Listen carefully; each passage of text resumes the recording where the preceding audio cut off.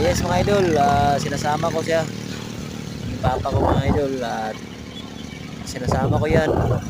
Nagkuhan na yung kami idol nag joyride kami mga idol dito. Nag-joyride kami niyan. Yan ay sinasama ko sa auntie ko. Kami niyan, nag-joyride na aking sinama ng aking papa dahil siya lang sa amin. Nag-joyride kami niyan. Mga kalating gabi na yan.